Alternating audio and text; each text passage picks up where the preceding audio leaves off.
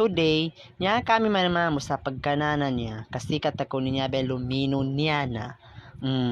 Nang dumating na ang order namin, yan, giamoy-amoy ni bakla. Wow, busog na busog si bakla sa amoy niya. Kasi nga masarap. Shoutout sa nansoryang ko Gutom na yan. Takam na. Tahimik nga lang yan. Pero gutom yan. So yan, hindi na nga napakalbog si bakla. At yan, gihati-hati ni bakla na nga upang mabigyan ang kanilang mga kasama. Nangareret sa buntala yan.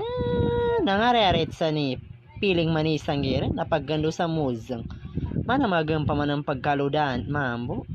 Kamalindag sa kanin. Siya kano, hindi talaga malulugi ang 159 niyo. Yan. Tingnan nyo guys, ang sarap-sarap niyan. So yan, tawang-tawa nga si bakla dyan kasi ang hirap talaga kaludain. Mambo sa nisoryang ko, pagiging sa kamanisan. Ay, pinakwa pa mamboy na ni mga fries ni na. Kalita ka afford pa na ka. Mapugay di alaga nihin. Siya taong pansa pababa no sa mga afford at mambo. So yan, shout out din sa mga kasama namin dyan, kumain. Kimit mamboy ni. Kari yung papagkatalaw. Kaya mana magaswasuin niya sa tao.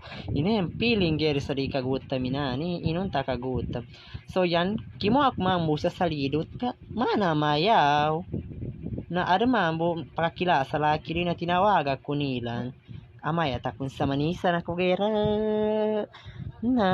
Pagbalik ko nga, ito na si bakla at nakakuha na nga. Mambo.